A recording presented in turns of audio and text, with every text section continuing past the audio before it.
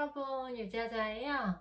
오늘은 퀴어문화 큐큐 퀴어 단편서 마지막 팔꿈치를 주세요와 함께 보실 건데요. 이거는 2021년 작품이고요. 2022년 거는 아직 나오진 않았어요. 아마 출간 일자를 계속 살펴보니까 8월에서 9월쯤에 새 작품이 나올지 않을까 기대하고 있어요. 사실 제가 퀴어 단편선을 전체 읽었는데 이 작품을 가장 처음에 읽었어요. 하지만 순서대로 리뷰를 하는 게 좋을 것 같아서 이거를 가장 마지막에 안내해 드리고 있어요. 표지를 함께 보시면요. 이렇게 한 여성이 서 있고요. 그리고 띠즈가 같이 있어요.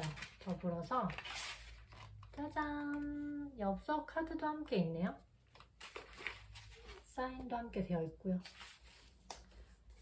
이 소설집은 총 6개의 단편으로 이루어져 있고요. 그럼 한 편씩 리뷰 보실게요. 처음 작품은 올빼미와 개구리, 황정은 작가님의 작품인데요. 친 소리가 들렸다. 이걸로 소설이 시작을 해요. 출산, 출생률 저조라고 알려진 대한민국 산부인과 병동에는요. 생각보다 많은 환자들이 입원을 해 있고 심지어 그들의 보호자 그리고 방문하는 사람들도 되게 많아요. 이상하게도 환자도 여자고 보호자도 여자고 다른 사람이 방문하지 않는 그런 공간에서 사람들은 이상한 눈초리를 보내기도 하죠. 아이러니한 이 모습을 보여주는 병동에서 출산한 임산부는 피주머니를 차고 자신을 보러 온 늙은이들을 배웅하러 나가기도 해요. 아프고 몸이 좋지 않지만 어쨌든 자신을 보러 왔으니까 그거에 대한 감사의 인사죠. 버릇없는 사람이 되지 않기 위해서 환자여도 예의를 차려야 되는 게 우리 한국식 매너이니까요. 이 소설에서는 죽음을 익숙해지는 나이는 없다는 거예요. 죽음에 익숙해지는 어른은 없다는 것. 어른의 기준은 어디에서 오는지 알지 못한다는 것. 작가는 미래에는 더 나아질 거라 생각하지만 어느 하나도 나아지는 건 없어 보였어요. 몇십 년을 함께 지내고 함께 사랑을 해도 결혼이라는 울타리 혹은 아이가 있지 않으면 그걸 사랑으로 인정해주지 않고 법적 테두리가 보호받지 않는다는 걸 보여주는 게 이 소설의 핵심이었어요. 아이를 낳는다는 게 사랑의 믿음의 결실이라고 그게 어설픈 증거로 나타나더라고요. 아이가 꼭 사랑의 결실이자 어떠한 것을 대변하는 건 아니니까요. 안윤 작가님의 모리는요. 일타, 없어지는 이름을 아픔을 선택하는 사람들의 얘기 같았어요. 잃다는 걸 선택하는 거는 참으로 슬픈 얘기잖아요. 잃는다는 거는 시각을 잃다라는 의미 중에 하나인데요. 잃는 게 무서워서 그냥 잃다는 감정을 느끼지 않기 위해 아무것도 모른 채로 알지 못하게 내가 잃었다는 걸 인식하지 못하게 태어났다는 사람과 어쩌면 시각을 잃고 그 이름을 느끼게 되면서 나의 소중하고 나의 소중한 인생을 느낄 수 있다는 사람도 있었어요. 저 같아도 지금 시력이 있지만 이 시력을 앗아가고 잃게 된다면 그게 너무 무서울 것 같거든요. 하지만 이 잃고 나서 소중한 걸 깨닫게 되니까 만약에 두 가지 선택지 중에 처음부터 시력이 없는 사람과 살다가 갑자기 시력을 잃는 사람이 있어요. 그러면 두 가지 중에 뭘 선택할래? 라고 묻는다면 저는 잘 모르겠거든요. 어쨌든 이 소설 속에서는 후자의 삶을 선택해야겠다는 사람이 있어요. 소중한 걸 느끼기 위해서요. 그러니까 어찌 이런 사람을 사랑하지 않을 수가 있겠어요. 시력을 잃어도 소중한 걸 얻기 위해서 이 소설은 성소수자 중에서도 장애를 가진 사람이잖아요. 그래서 소수자 중에서도 또 소수가 되는 거예요. 그 지점을 보여줬다는 게 저는 너무 아름답다고 생각을 했어요. 그리고 사랑할 수밖에 없는 사람이라는 지점을 보여주는 게 저는 되게 뜻깊은 부분이었다고 생각을 하고요. 그리고 박서련 작가님의 젤로의 변성기라는 작품이 있는데요. 이거 되게 새로워요. 왜냐면 나이를 좀 초월한 얘기거든요. 나이 든 여자랑 나이 어린 여자에 대한 얘기인데요. 이게 불편하지 않았던 거는 나이 든 여자가 나이 어린 여자한테 자신의 감정을 드러내지 않아요. 어떤 짝사랑이고 동경이고 그런 부분이 있지만 내가 좋아하는 그 감정을 드러내지 않음으로써 이 사랑이 완성된다는 게 전 되게 예뻤어요. 만약에 이 소설에서 늙음을 인정하지 않았다면 저는 이 소설을 읽는 내내 불편했을 거예요. 더불어서 우리가 남녀간의 사랑임에도 불구하고 10살, 20살 차이 나는 감성 소설들은 약간 거북하잖아요. 하지만 이 소설에서 거북하지 않았던 자신의 늙음을 인정하고 나는 쟤랑 될 수 없다. 하지만 그저 내 감정은 이렇다라는 것만 속으로 간직하는 거예요. 강요하지 않고 보여주지 않고 아 얘는 참 아름답구나 좋은 사람이구나 이런 감정을 순화시키고 혼자서 감내한다는 지점이 전 너무 예쁘다고 생각을 했어요. 이러한 퀴어 소설은 이성애적 소설과 다를 게 없는데요. 자신의 자식 버린 사람을 보고 성애적인 감성을 느껴서 강요하고 나에 대해서 설득하는 거는 저는 나쁘다고 생각을 하거든요. 하지만 그저 생각만 하고 혼자서만 홀로 간직한다면 그건 범죄가 되진 않죠. 어쩌면 이거는 이성애적인 것과 퀴어물을 합쳐놓은 거라고 보였어요. 이 소설은 자신의 감정이 잘못됐고 불편하다는 걸 스스로 독백하기 때문에 불편하지 않았고요. 이 소설에서 느꼈던 건 존경을 받는 입장이 되는 사람임에도 불구하고 여전히 사랑에 고프고 외로운 중년 여성일 수 있다는 것. 그저 사람 하나로 표현을 해주고 있었어요. 그 다음은 김멜라 작가님의 논리라는 소설인데요. 제목은 굉장히 딱딱해 보이잖아요. 하지만 이 소설이 여기서 가장 말랑말랑한 소설이 아니었나 싶어요. 아이의 이름은 엘리인데요. 엘사가 되고 싶은 애예요. 이 소설에서 아이가 퀴어라는 단서는 있지만 확신은 보여주지 않아요.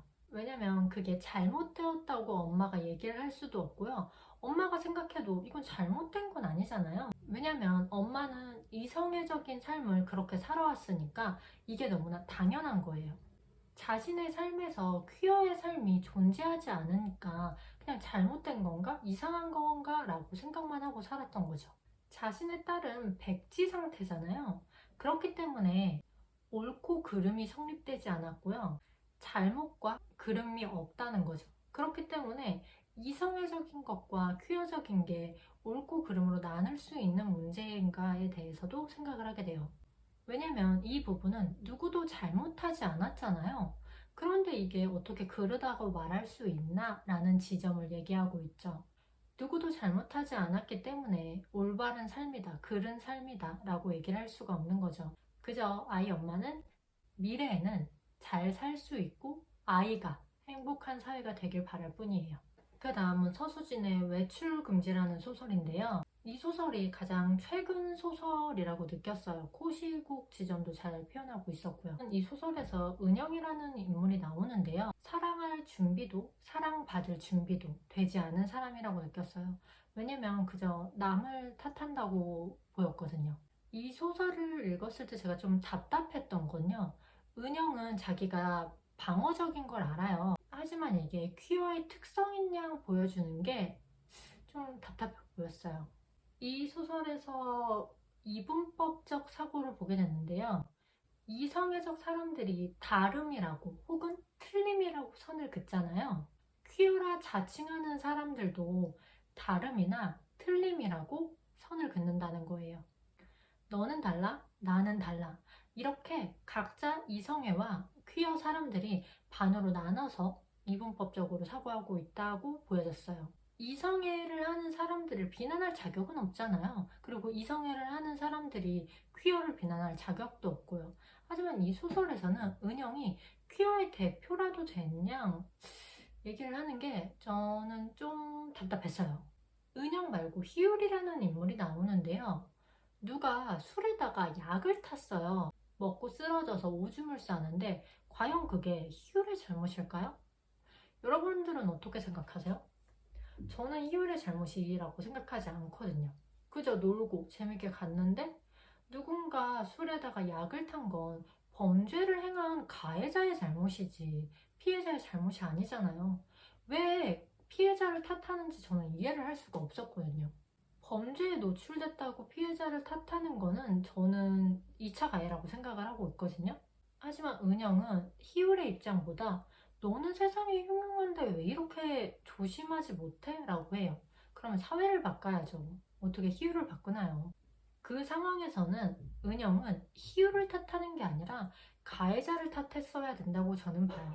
그리고 만약에 제가 넘어지고 사고를 당하고 차에 치이는 거는 제가 조심하지 못해서가 아니잖아요.